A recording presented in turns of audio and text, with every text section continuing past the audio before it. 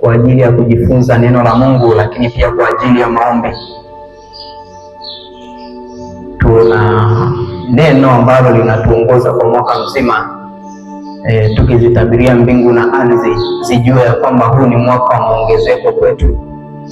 Na katika maongezeko hayo, moja kati ya maongezeko ambayo tunatamani yawepo kwenye maisha ya kwetu ni maongezeko yatakayotufanya tuweze kumshinda yule adui.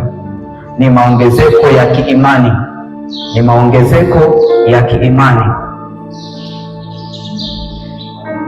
maongezeko ya kiimani, imani iliyojaa nguvu ya Mungu aliye hai. Hayo ni maongezeko ambayo pia tunatamani Mungu akatufanyie mwaka huu. Neno ambalo nitatembea nalo katika somo hili, ama kichwa cha somo kinasema, katikati ya jeshi la adui utatoka kama mshindi. Katikati ya jeshi la adui utatoka kama mshindi. Katikati ya jeshi la adui utatoka kama mshindi.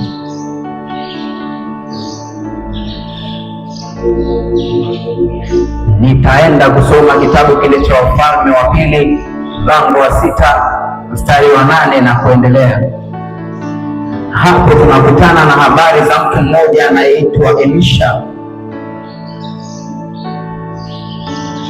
Biblia inaeleza ya kwamba Elisha alikuwa mahala fulani. Huyu ni mmoja kati ya manabii wakubwa nchi ya Israeli au Samaria.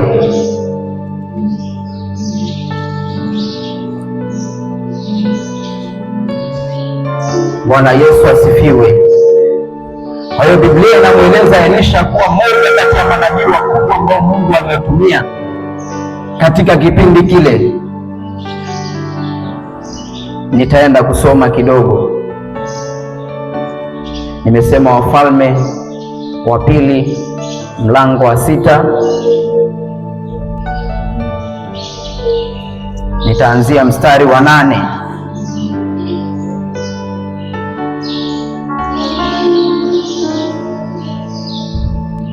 Neno la Bwana linasema, basi mfalme wa Shamu alikuwa akifanya vita na Israeli, akafanya mashauri na watumishi wake, akasema, kituo changu kitakuwapo mahali fulani. Hii story naomba usikilize kwa makini sana, twende pamoja kwa kweli, maana kuna mambo mengi ambayo tunatamani tujifunze. Kwa hiyo kama unaweza kutega sikio lako vizuri, utanisaidia sana. Biblia inasema, basi mfalme wa Shamu alikuwa akifanya vita na Israeli, akafanya mashauri na watumishi wake, akasema, kituo changu kitakuwapo mahali fulani. Yule mtu wa Mungu akapeleka habari kwa mfalme wa Israeli kusema, jihadhari usipite mahali fulani, kwa sababu ndiko wanakoshukia Washami. Hapa tunasoma habari za mfalme wa Shamu alipokuwa anataka kupigana vita na wana wa Israeli. Biblia inasema ya kwamba alikuwa ni mfalme. Huyu mfalme alikuwa anapanga jeshi lake. Akishapanga jeshi lake, anawaambia twendeni mahala fulani tukajifiche huko, au tukawavizie wana wa Israeli huko. Wakishaweka kambi zao, Biblia inasema ya kwamba yule mtumishi wa Mungu alikuwa anaenda kwa mfalme wa Israeli, alafu anaenda kumwambia kwamba lile jeshi la Washami limeweka kambi sehemu fulani.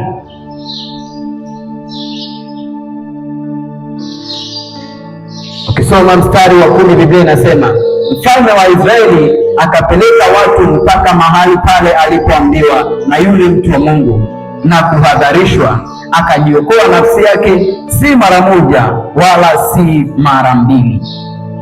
Kwa hiyo alipokuwa anapewa zile taarifa na yule nabii Elisha, alipokuwa anampa mfalme taarifa, naomba watu watatu wasogee mahala hapa haraka haraka. Watumishi wa Mungu watatu ambao hawajachoka, hawasinzii, haraka haraka tu. Yeyote wasogea hapa mbele, watatu. Mmoja akae huku, wawili wakae huku. Bwana Yesu asifiwe. Sasa huyu hapa ni mfalme wa Washami au mfalme wa Shamu, na huyu ni Elisha. Bwana Yesu asifiwe. Na huyu ni mfalme wa Israeli. Bwana asifiwe. Sasa huyu mfalme wa Washami alikuwa amepanga vita kwa ajili ya taifa takatifu la Mungu, akasema kwamba nitakwenda kuangamiza. Kwa hiyo sasa huyu mfalme alipokuwa anapanga vita, moja kati ya mbinu za kivita ni kwamba lazima uwe na kambi ya vita. Bwana Yesu asifiwe. Kwa hiyo yule mfalme aliandaa kambi yake ya vita kwa siri, akakaa na wenzake na wanajeshi, akawaambia jamani, kambi yetu ya vita ni hapa. Bwana asifiwe. Kwa hiyo huyu nabii alikuwa anamuomba Mungu. Kwa hiyo Roho wa Mungu alikuwa juu yake kiasi kwamba anaweza akatambua mawazo ya huyu mfalme, akajua huyu mfalme amepanga namna gani ya kuangamiza wana wa Israeli, amepanga ilo jeshi lake kwa namna gani. Kwa hiyo anapokaa chumbani kwake kwa siri na kupanga mambo yake, huyu anakuwa anafahamu hizo taarifa. Kwa hiyo huyu anatoka anaenda kumwambia mfalme wa Israeli, jamani, yule mfalme wa Shamu ameandaa jeshi lake, na hilo jeshi lake kambi yake itakuwa mahala pale. Mfalme wa Israeli, naomba uje tuseme huyu dada ndio jeshi. Kwa hiyo sasa wewe utakuja na kuhakikisha hivi huyu nabii alikuwa ananiambia ukweli au uongo. Kwa hiyo alipokuwa anaenda kuhakikisha kila mara, walikuwa wanakuta kumbe ni kweli, ngoja tuondoke. Bwana Yesu asifiwe. Sasa ninaomba muende kukaa wapendwa. Mstari wa 11 Biblia inasema, basi mfalme wa Shamu moyo wake ukamfadhaika sana kwa ajili ya jambo hili. Yaani anapanga jeshi lake, anapanga na eneo la kambi, lakini watu wanajua kwa siri. Kwa hiyo akawaita watumishi wake, akawaambia, je, hamtanionyesha ni mtu yote miongoni mwenu aliye upande wa mfalme wa Israeli? Kwa hiyo alisi ndani yake kuna wasaliti, ndani ya jeshi lake kuna watu ambao wanatoa taarifa za chini chini. Sasa sikia majibu ambayo walimwambia. Mmoja wapo wa watumishi wake akasema, bwana wangu mfalme, lakini Elisha yule nabii aliye katika Israeli kumwambia mfalme wa Israeli maneno uyanenayo katika chumba chako cha kulala. Sema katika chumba chako cha kulala. Katika chumba chako cha kulala. Akasema, enendeni mkamwangalie aliko, nipate kupeleka watu kwenda kumchukua. Kwa hiyo aliwaambia wale wanajeshi ya kwamba nendeni mkapeleleze ndio Elisha atakuwa wapi, ili wamkamate asipeleke tena hizo taarifa. Akaambiwa ya kwamba tazama, yuko Bethani. Kwa hiyo akapeleka huko farasi na magari. Sema farasi. Atamka kwa sauti mpendwa, sema farasi. Naomba unipe ushirikiano, hili somo linahitaji ushirikiano. Haleluya. Farasi na magari na jeshi kubwa. Sema na magari na jeshi kubwa. Biblia inasema wakafika usiku, wakauzingira mji ule pande zote. Sema wakauzingira mji ule pande zote. Wakauzingira mji ule pande zote. Na hapa ndipo ambapo tunapata kichwa chetu cha somo kinachosema, katikati ya jeshi la adui utatoka kama mshindi. Hapa mji wote wa Bethani ulikuwa umezungukwa na maadui, na ni kwa sababu Elisha alikuwemo humo ndani.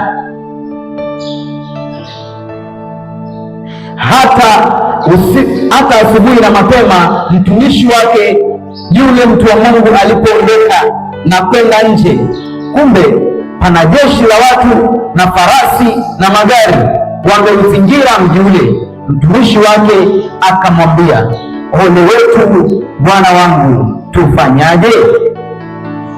Mstari wa 16 neno la Bwana linasema, akamjibu, usiogope, maana walio pamoja nasi ni wengi kuliko wale walio pamoja nao.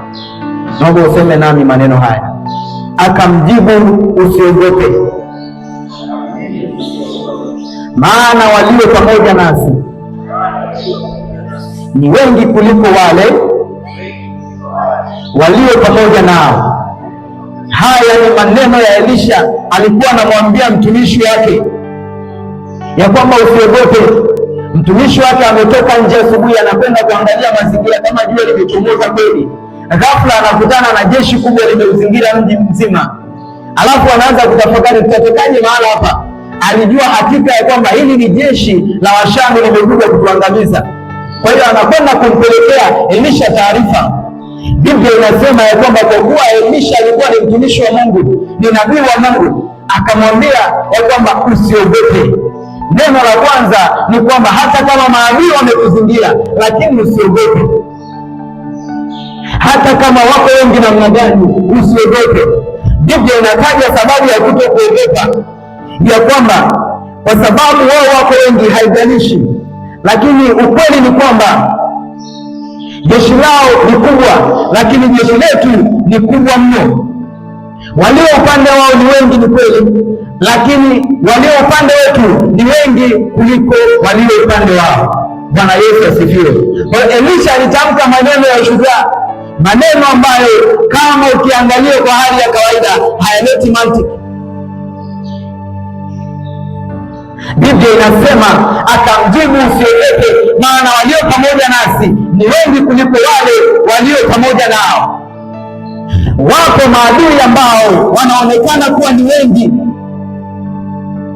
Yule mtumishi wa Elisha alipotazama akagundua kwamba hao watu ni wengi, lakini neno la Bwana linamjia Elisha na kusema ya kwamba haijalishi ni wengi, lakini nina uhakika ya kwamba walio upande wetu ni wengi kuliko walio upande wao. Na mimi leo nimekujia na habari njema ya kwamba usiogope, mtu wa Mungu. Hata kama umeona jeshi kubwa namna gani limekuzingira, limezingira familia yako, limezingira afya yako, limezingira uchumi wako, limezingira masomo yako, lipo tumaini kwa Bwana Yesu. Lile jeshi la malaika ambalo lilikuwa limemzunguka Elisha litakuzunguka na wewe katika jina la Yesu. Na wapo watu ambao wataibuka washindi katikati ya majeshi makubwa ya maadui waliowazunguka, kwa sababu wamefika katika prayer camp. Lipo neno la tumaini ambalo linakwenda kuzaliwa kwenye maisha yako, mtu wa Mungu. Biblia inasema Elisha akaomba. Sema, Elisha akaomba. Shakataraba. Elisha akaomba. Ndivyo tutakavyofanya siku ya leo. Mwambie mwenzako tutaomba. Mwambie tutaomba. Kama hataki kusema, mwambie mimi nitaomba. Baada ya kuomba, Elisha akaomba. Baada ya kuomba akasema, Bwana, nakusihi mfumbue macho yake apate kuona. Bwana akamfumbua macho yule mtumishi, naye akaona. Sema, Bwana akamfumbua macho yule mtumishi, naye akaona. Naye akaona. Kuna mtu asema haya ni maneno ya ushindi, mpendwa. Sema, naye akaona. Natazama kile kilima kilikuwa kimejaa farasi na magari ya moto yaliyomzunguka Elisha pande zote. Biblia inasema ya kwamba baada ya Elisha kuomba, akamwambia Mungu, ninaomba umfungue huyu mtumishi macho. Anaona jeshi hili la kawaida tu, jeshi ambalo linaonekana katika mwili, lakini haoni jeshi ambalo lipo katika ulimwengu wa roho, jeshi ambalo limetuzunguka sisi. Biblia inasema ya kwamba baada ya yule mtumishi kufunguliwa macho, neno la Bwana linasema kile kilima kilikuwa kimejaa farasi na magari ya moto yaliyomzunguka Elisha pande zote.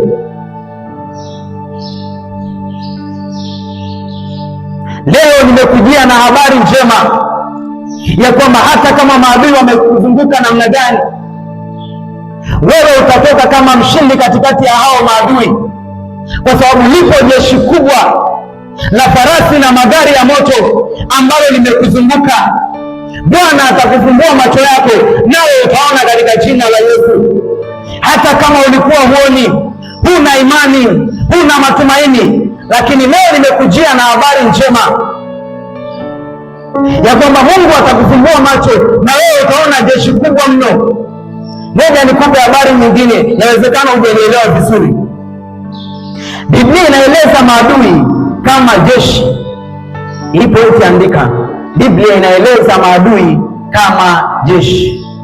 Maadui kama jeshi. Ukisoma toka mwanzo kabisa, safari ya wana wa Israeli, moja kati ya stori za kusisimua ni habari ya kupigana vita vya mwili kabisa. Kaangalie toka wanatoka Misri, wanafika jangwani, vita vilikuwepo. Wanaingia katika nchi ya Kanaani, vita vilikuwepo. Katika nyakati zote ambazo Mungu alikuwa pamoja nao, vita vilikuwepo. Mwamshe jirani yako ambaye anasinzia, mguse tu, afu usikae kama bosi. Sasa ukikaa kama bosi nakaribisha usingizi. Hapa niko darasani. Bwana Yesu asifiwe. Wewe kaa tu kama mwanafunzi ambaye unataka kusoma, usikaribishe usingizi. Shetani asikubembeleze na mwili. Mwambie mwili, tulia kwanza nipate vya rohoni. Sema amina katika jina la Yesu. Biblia inaeleza maadui kama jeshi. Tunaposoma Agano la Kale tunakutana na vita vingi ambavyo wana wa Israeli walikuwa wanapigana navyo. Sasa katika kipindi cha Agano Jipya hatuoni vita ambavyo vinaonekana katika hali ya kimwili, lakini Biblia inaeleza vita vya sasa kwamba ni vita ambavyo vipo rohoni. Hauwezi kuona tena sisi kama Wakristo tunakwenda kupigana na watu wengine physically, hauwezi kuona.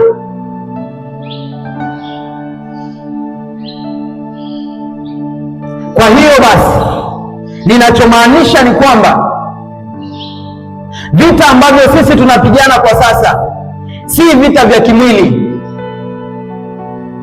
lakini ni vita ambavyo vipo rohoni. Wana wa Israeli katika kipindi kile walikuwa wanapigana vita vya kawaida, na hiyo ni taswira ya vita vyetu kwa sasa. Yaani ukiona walikuwa wanapigana vile, kwa sasa hatupigani kwa namna hiyo, lakini vita vipo pale pale. Waefeso mlango wa 6 mstari wa 12.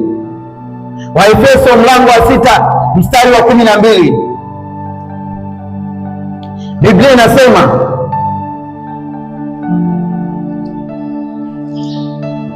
Waefeso 6:12, neno la Bwana linasema, kwa maana kushindana kwetu sisi si juu ya damu na nyama. Sema, si juu ya damu na nyama, bali ni juu ya falme. Sema, juu ya falme na mamlaka, juu ya wakuu wa giza, juu ya majeshi ya pepo wabaya katika ulimwengu wa roho. Kwa hiyo hivi ni vita ambavyo Paulo alikuwa analiambia kanisa la Waefeso ya kwamba tutoke katika zile zama za kupigana vita vya damu na nyama. Tukumbuke ya kwamba vita vyetu kwa sasa si vya damu na nyama, bali ni juu ya falme, juu ya mamlaka, juu ya wakuu wa giza, juu ya majeshi ya pepo wabaya. Sasa ngoja nikwambie, juu ya ufalme na juu ya mamlaka. Ufalme lazima unakuwa na jeshi. Bwana Yesu asifiwe. Ukisikia ufalme wowote lazima uwe na jeshi.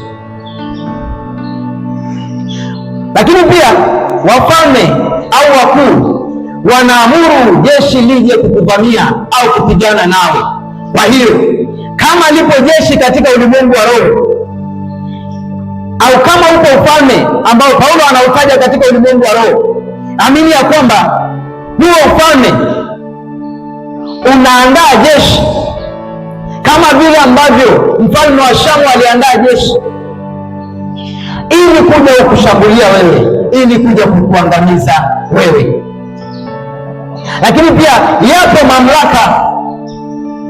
mamlaka inatunga sheria na taratibu, inatunga kanuni.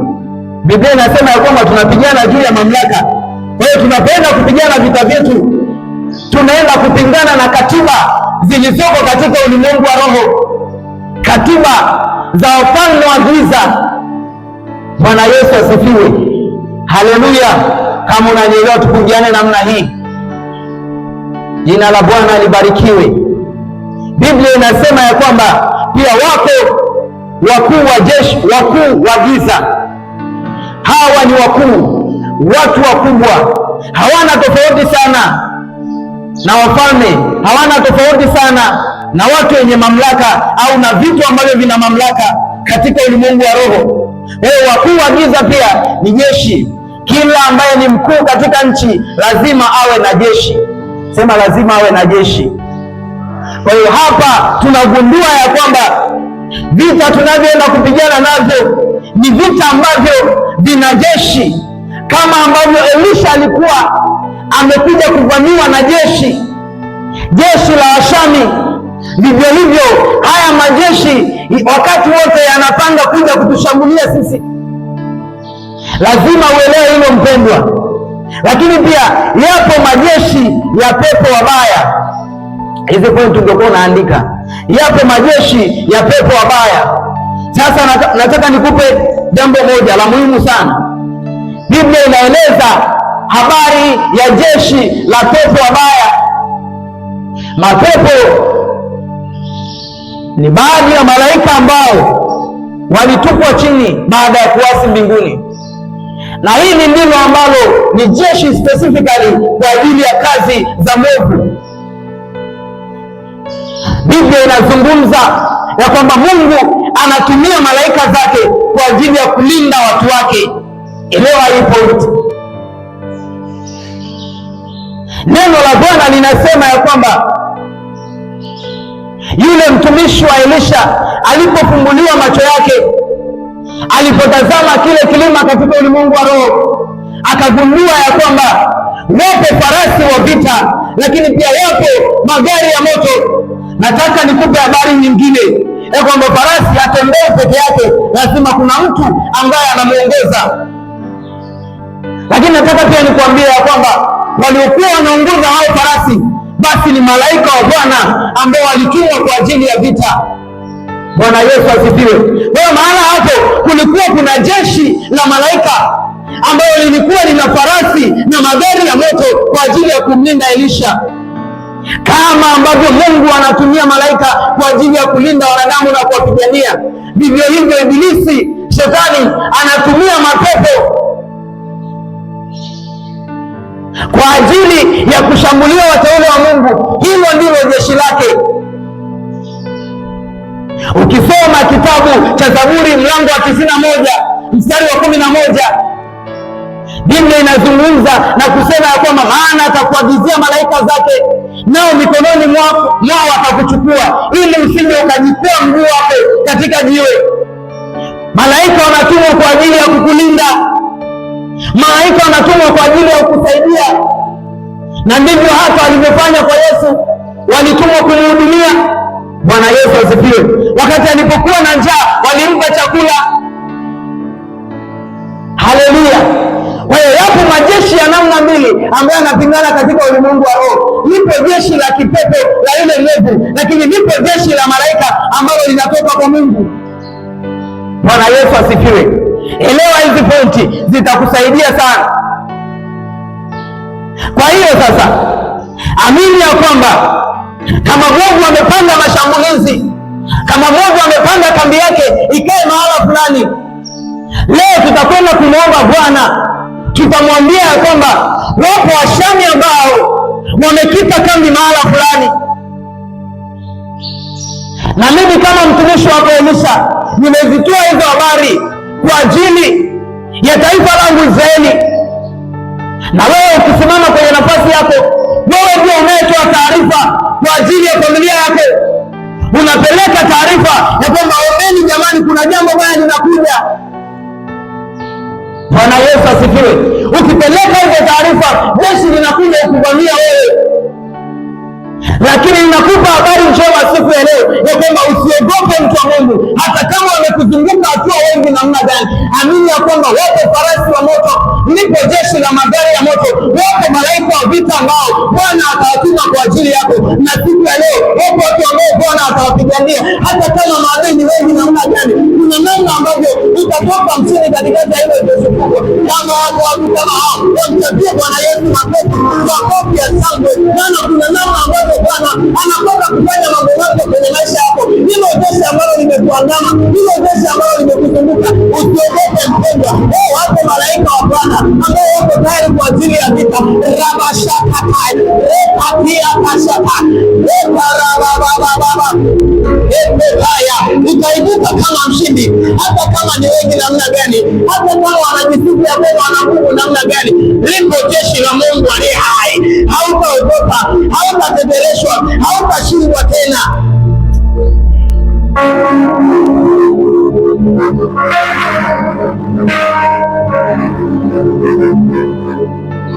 Nimesema katikati ya jeshi la adui utatoka kama mshindi.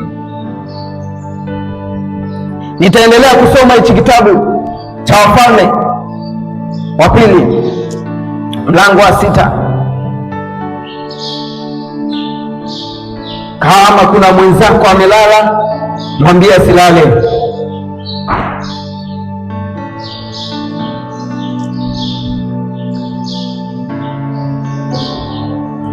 Neno la Bwana linasema, niliishia mstari wa 17, na walipomteremkia Elisha baada sasa ya Mungu kumfumbua macho, Biblia inasema lile jeshi sasa likamteremkia Elisha. Maana yake waliingia katika mji ili kumkamata Elisha. Hawakwenda kwa sababu ya mtu mwingine, yaani mji una watu wengi, lakini walienda specifically kwa ajili ya kumkamata nabii wa Mungu. Kwa hiyo unaweza ukawa katika eneo adui wakaja kwa ajili yako tu, hata unaweza ukawa katika fellowship adui asimtafute mtu yeyote yule, akakutafuta wewe peke yako. Ni kwa sababu umebeba kusudi la Mungu. Sema amen katika jina la Yesu.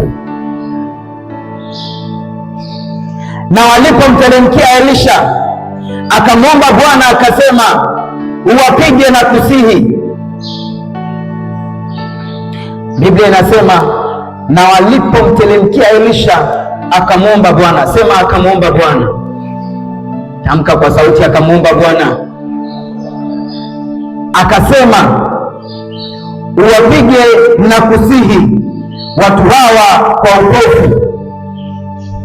Hayo yalikuwa maombi ya Elisha, na leo tutakwenda kuomba. Leo tutakwenda kuomba. Kama wapo maadui ambao wamekuzunguka, leo tutaomba Bwana awafanye kwa vipofu, ili wasituone mahala utakapokuwapo, akawapiga kwa upofu sawasawa na neno la Elisha. Sikia haya maneno nikwambie. Hapa mtumishi wa Mungu Elisha alikuwa na option nyingi za kumwambia Mungu. Huenda angemwambia kwamba ninaomba uangamize watu wote hapa, na ilikuwa inawezekana kabisa. Lakini pia angeweza kumwambia Mungu kwamba naomba uwapeleke warudi walikotoka. Mungu pia angefanya. Lakini yeye Elisha aliomba ya kwamba watu hawa na wawe vipofu. Biblia inasema ya kwamba Mungu aliwapiga kwa upofu sawasawa na neno la Elisha. Mungu anasubiri useme neno. Neno lako ndilo litakaloamua hatima yako. Neno lako ndilo litakaloamua ushindi wake. Maana leo umetambua ya kwamba wenda kuna jeshi ambalo limekuzunguka. Kwenye masomo yako kuna jeshi ambalo limekuzunguka, na ndiyo maana masomo yako yanakuwa ni magumu, na ndiyo maana elimu yako inakuwa ni ngumu, na ndiyo maana una wasiwasi ukimaliza chuo utaenda kupata wapi ajira. Kuna jeshi ambalo limezunguka afya yako. Ninazungumza jeshi lililoko katika ulimwengu wa roho, jeshi la magonjwa, jeshi ambalo linapigana na uchumi wako, jeshi linalopigana na uchumi wa familia yako, jeshi linalopigana na maono na ndoto zako. Hilo jeshi lipo. Ukishatambua mpendwa, ni wakati wa kupaza sauti yako na kumwambia Bwana ya kwamba ninaomba ufanye jambo kwa hawa adui zangu, kama ambavyo Elisha aliomba. Leo tutakwenda kuomba. Tunapoenda kuomba, tamka neno la ushindi kwa ajili ya utukufu wa Bwana. Tamka neno la ushindi litakalokupa kupiga hatua. Tamka neno la ushindi litakalokupa wewe nafasi ya kuwashambulia adui zako. Usikae kimya mpendwa. Elisha angekaa kimya, lile jeshi lingebaki kumwangalia tu. Utaona hapo mbele. Elisha akawaambia baada ya kufumbwa macho, Biblia inasema Elisha akawaambia, njia sio hii na mji sio huu, na mji huu sio, nifuateni mimi, nami nitawapeleka kwa mtu mnayemtafuta. Akawapeleka Samaria. Sema akawapeleka Samaria. Elisha kwa Kiswahili ama kwa lugha za kwetu tunasema waliingia kingi, si ndio? Yaani wameingia kwenye mtego wa Elisha. Walitega mtego ukawanasa wenyewe. Bwana Yesu asifiwe. Elisha baada ya kuona ya kwamba wamefungwa macho, akawaambia, mnayemtafuta hayupo hapa, ngoja niwapeleke aliko. Bwana Yesu asifiwe. Maana yake hao watu walikuwa wanaona. Bwana asifiwe. Yaani kwa macho ya kawaida walikuwa wanaona, lakini Mungu aliwapiga upofu ambao hawawezi kutambua kwamba huyu ni Elisha. Bwana atusaidie. Ni kama vile ambavyo hata yule mtumishi wa Elisha alikuwa hafahamu kwamba kuna jeshi ambalo limemzingira Elisha. Mungu alikuwa amelificha lile jeshi, lakini Elisha alikuwa analiona. Kwa hiyo wakati mwingine Mungu anaweza kuwafunga macho ya adui zako wasiweze kukuona. Usishangae sana, haya maneno si mageni kwako. Haujawahi kusikia watu wanaosema ya kwamba amefikaje hapa? Hujawahi kusikia maneno ya watu wanaosema ya kwamba amevukaje hapa? Hujawahi kusikia maneno ya watu wanaosema kwamba ameajiriwaje? Hujawahi kusikia maneno ya watu wanaosema kwamba amefikaje chuo kikuu? Bwana Yesu asifiwe. Hujawahi kusikia maneno ya watu wanaosema kwamba amefauluje ile testi, amefauluje ule mtihani wa UE? Hujawahi kusikia maneno kama haya. Tulijua atafeli. Form 4 tulijua hatoboi. Form 6 tulijua ataishia pale. Mwishowe wanakushtukia upo chuo kikuu, wanaanza kujiuliza imekuwaje, amefikaje mahala hapa? Ni kwa sababu Bwana aliwafumba macho adui zako wasiweze kuona unakopita. Na leo tutaenda kumwambia Bwana ya kwamba kama wapo maadui ambao bado wanatufuatia, hata kama tumepita mahala hapa, lakini tunaomba tena wafumbe macho yao wasituone wakati ambapo tunapiga hatua. Wanashuku tuko pale pale, tumeishia pale, lakini watakwenda kutushtukia tumepiga hatua nyingine. Walisema ya kwamba hautakuwa mfanyabiashara mkubwa. Leo ninakutangazia kwamba watakwenda kukuona ukiwa ni mfanyabiashara mkubwa, mfanyabiashara wa kimataifa. Unaagiza mizigo China, unaagiza mizigo Marekani, katika jina la Yesu Kristo wa Nazareti. Ngoja nikwambie, ninaweza nisema ya kwamba ukifika chuo kikuu utasoma tutamaliza, lakini ajira utasikilizia. Leo nakuchia na habari njema ya kwamba Bwana atawafunga macho adui zako, watakusikia huko kwenye ajira. Ukimaliza hii unapata kazi katika jina la Yesu. Wataishia kusema ya kwamba imekuaje. Bwana atawafunga macho adui zako. Kuna watu wanaambiwa hapa hawaolewi wala hawaolewi. Kuna watu wameambiwa hivyo. Kuna watu wametamkiwa ya kwamba hawatakuwa na ndoa, wao ni wa kupitapita tu. Hayo ni maagano ambayo huenda ameshika familia yao na ameshatamka, na lipo jeshi katika ulimwengu wa roho ambalo kazi yake ni kukuandama na kuhakikisha kwamba wanaona hatua zako ili usiende kutoa habari njema kwa watu wa Mungu. Wamefunga lango lako la familia.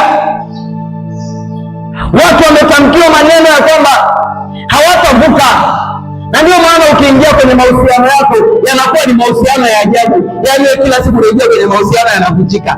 Yaani kila mahusiano unayoingia ni feki. Yaani tunasema Mungu hajapanga. Bwana atusaidie. Yaani kila unapoingia wewe unaumia. Unaona mambo ni magumu. Inawezekana sasa hivi umekuwa na mahusiano kama mara 4 mara 5, na kila ambaye ulikuwa naye kwenye mahusiano ulikuwa unasema ya kwamba tutaoana, tutafunga harusi. Hayo ni maneno uliokuwa unasema. Yawezekana dhamiri yako ni njema, na najua kuna wengine huenda wanaelekea huko, lakini Mungu ameshakita kambi na kusema ya kwamba wewe hautaolewa, wewe hautaoa. Nataka nikupe habari njema ya kwamba kama wapo ambao wamesema ya kwamba hutaolewa, lile jeshi ambalo linazuia familia kwenye maisha yako, leo tunakwenda kumwambia Bwana wafunge macho, wasinione, wanishtukie niko kwenye ndoa yangu katika jina la Yesu.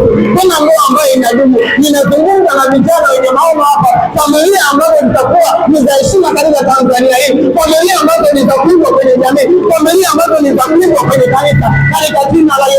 Kama niko jeshi ambalo nimekita kambi nikisema ya kwamba familia yako itakuwa kama familia zingine, familia ambazo zinalialia, zinaomboleza kila siku ni mabondi. Leo nimekujia na habari njema ya kwamba Bwana atawafunga macho adui zako, watakushtukia kukiwa na amani tele, amani ambayo iendelee, kwa sababu utakuwa umezungukwa na magari ya moto, utakuwa umezungukwa na farasi kwa ajili ya vita. Kila mara wako tayari kupigania katika jina la Yesu. Chapie Bwana Yesu makofi, chapie Bwana Yesu makofi.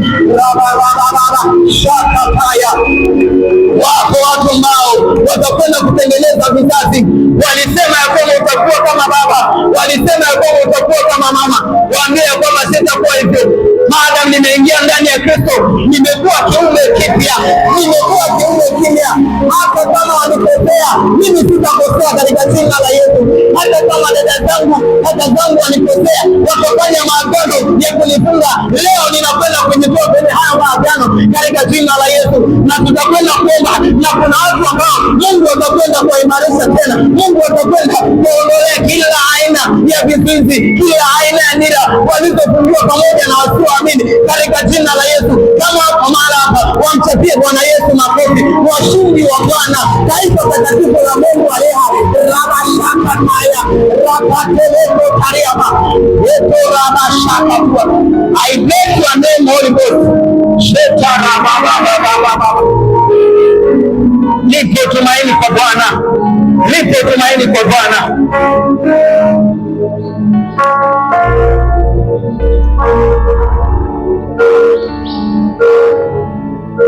Neno la Bwana linaendelea kusema, liko katika kitabu cha Wafalme wa Pili mlango wa 6.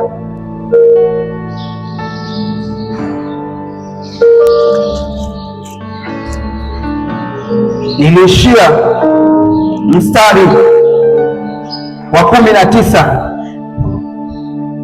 Mstari wa 19 unasema, Elisha akawaambia, njia hii sio na mji huu sio, nifuateni mimi, nami nitawapeleka kwa mtu yule mnayemtafuta. Akawapeleka Samaria. Hapa alipokuwa anawapeleka Samaria, Ukisoma hapo mbele utakutana na habari kwamba alikuwa anawapeleka kwa mfalme wa Samaria ili yule mfalme akawafanya anavyotaka. Sasa hebu imagine, wewe ni mfalme, una jeshi lako, alafu umeletewa maadui. Kwa akili ya haraka haraka unafikiri utawafanyaje? Kwa lugha nyepesi ninaweza nikasema ya kwamba baada ya Elisha kuwakamata adui zake, aliwapeleka machinjioni. Bwana Yesu asifiwe. Na leo adui zetu tunawapeleka machinjioni katika jina la Yesu. Tunawapeleka nyara, tunawapeleka machinjioni katika jina la Yesu. Hata walipokwisha kuingia Samaria, Elisha akasema, Bwana wafumbue macho watu hawa wapate kuona. Bwana akawafumbua macho wakaona, kumbe walikuwa katikati ya Samaria. Biblia inasema kumbe kwa alama ya kuuliza, alama ya mshangao.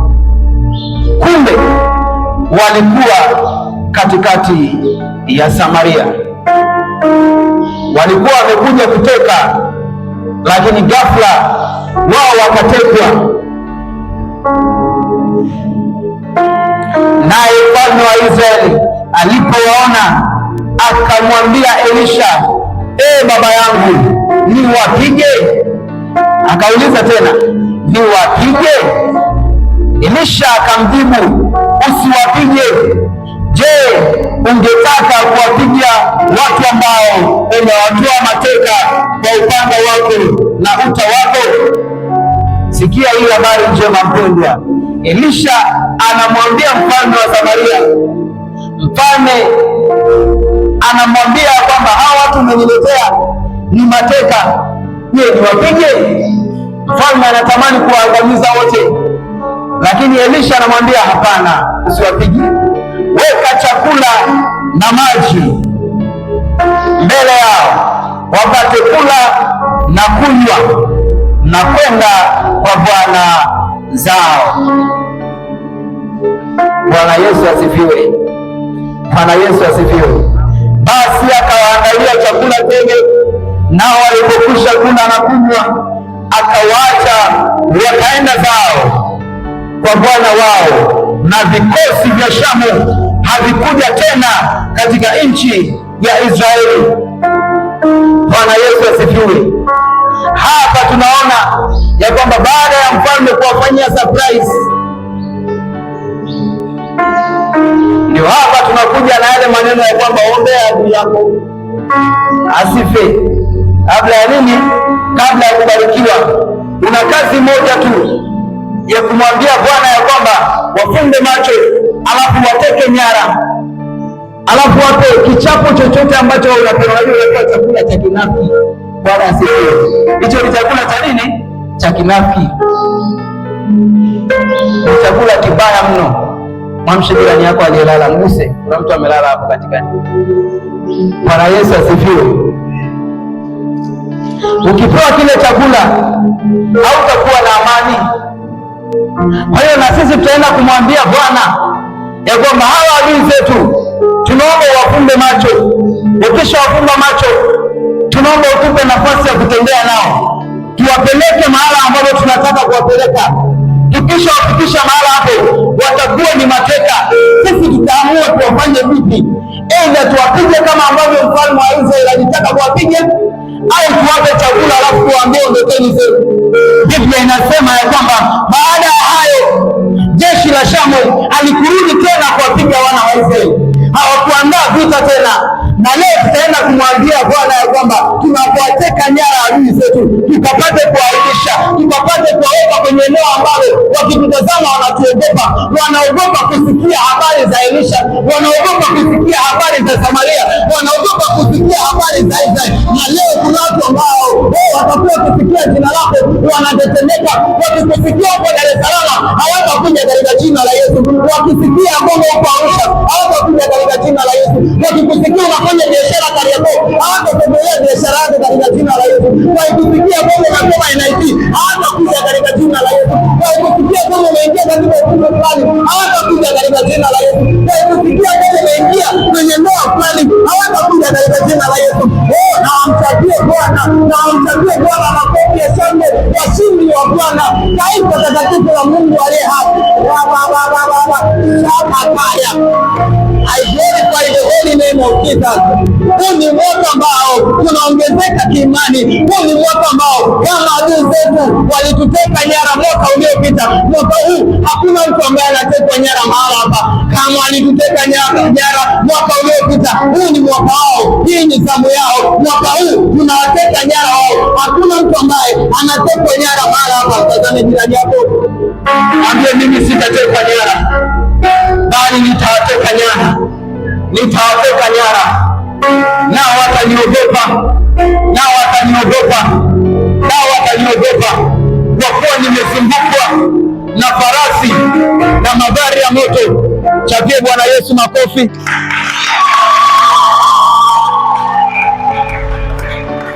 Bwana Yesu asifiwe. Haleluya. Kuna watu ambao siku ya leo wataibuka washindi katikati ya jeshi kubwa lililowazunguka.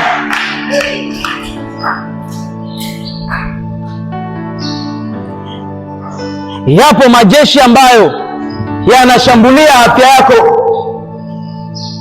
na ndiyo maana wamejipanga kila mwaka, wamejipanga kila mwezi, wamejipanga kila wiki, wamejipanga kila siku waandae magonjwa kwa ajili yako.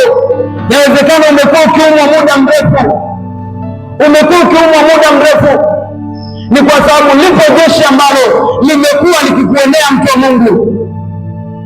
Yawezekana ulikuwa umefungwa macho, uelewi, kama ambavyo mtumishi wa Elisha alikuwa hajui kwamba kuna jeshi ambalo limemzingira Elisha, na lile jeshi pia amini ya kwamba lilikuwa limemzingira na yeye pia. Bwana Yesu asifiwe. Maana umetambua hilo, ipo nguvu ya Mungu ambayo itatembea pamoja na wewe. Hilo jeshi la magonjwa ambalo limetumwa kwako, wamekaa wakaandaa kwamba haya magonjwa yatakuwa ni kwa ajili ya maisha yake, magonjwa ya kurithi yanayotesa familia, magonjwa yanayoonekana kana kwamba ni makubwa mno. Siku ya leo tutaenda kumwambia Bwana ya kwamba hilo jeshi ambalo limekaa kwa ajili ya kuandaa magonjwa tunaenda kuliteka nyara kwa mamlaka ya jina la Yesu. Magonjwa hayatakuwa sehemu ya maisha yetu, magonjwa hayatakuwa sehemu ya maisha ya familia zetu. Yale magonjwa yaliyokuwa mazito, siku ya leo tutaita nguvu ya Mungu mahala hapa, na Mungu atatenda jambo kwa ajili ya utukufu wa ufalme wake. Yapo majeshi yanayotumwa kushambulia elimu yako, na ndio maana unasoma kwa tabu. Yapo majeshi yanayotumwa kushambulia uchumi wako, na ndio maana uchumi wako haupo vizuri. Yapo majeshi yanayotumwa kukatisha tamaa ya kwamba hutaweza, ya kwamba hutashinda, ya kwamba hutafikia ndoto zako. Una ndoto kubwa kweli, lakini ukitazama kana kwamba kuna vizuizi vingi sana. Ni kwa sababu unaona jeshi kubwa la adui limesimama mbele yako. Unajiuliza nifanyaje, kama ambavyo yule mtumishi wa Elisha alifanya. Lakini leo hauna haja ya kujiuliza, hauna haja ya kuwaza sana. Wakati Elisha anapewa zile taarifa, alikuwa hana stress. Anamwomba tu Bwana na kumwambia kwamba naomba umfumbue huyu mtu macho, aweze kujua, aweze kuona. Hata wewe ambapo utakuwa umefumbuliwa macho yako, nina uhakika kwamba hautakuwa unaogopa tena, hautakuwa na wasiwasi tena. Na siku ya leo kupitia neno la Mungu, ninaamini ya kwamba macho yako yamefumbuliwa katika jina la Yesu, nawe hautaogopa tena, hautaogopa tena. Umeyafahamu maarifa haya. Haya maarifa ndio mwanga wako, utambue kwamba lipo jeshi ambalo limekuandama, lakini pia lipo jeshi ambalo ni la Mungu aliye hai. Yapo magari ya moto. Mtazame jirani yako.